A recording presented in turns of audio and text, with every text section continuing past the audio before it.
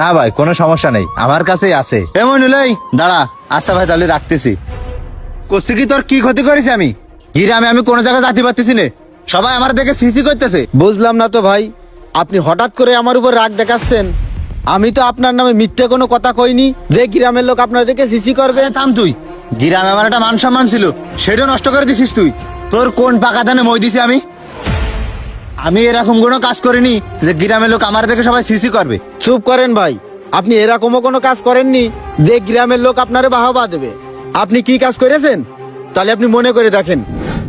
ভাই, আমাদের গ্রামে অনেকেই তো কুরবানি করেছে।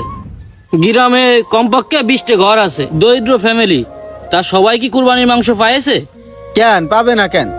আমি তো যা শুনলাম সবাই কম বেশি পাইছে। না ভাই, পাইনি। আপনার শোনার ভুল আছে। কি কোষ? হ্যাঁ ভাই, এই যে আলামিন ভাই কুরবানিটা দেছে, তার গোশ কি কোনো গরিব মানুষ চোখে দেখেছে? চোখে দেখেনি কিন্তু। তাহলে কি হয়েছে শোনেন। ভাই আসসালামু আলাইকুম। ওয়ালাইকুম আসসালাম। ভাই, ভাবির কাছে গোশ পাঠাইলাম, পাইলেন? ভাই, আপনার গোশের তারিফ তো আপনার ভাবিও করেছে। যাক, তাহলে থাকেন, আমি এই বেসে যাচ্ছি। আচ্ছা ঠিক আছে ভাই। আচ্ছা ঠিক আছে, ওইসব হিসেব রাখিস, আমার আবার মনে থাকে না।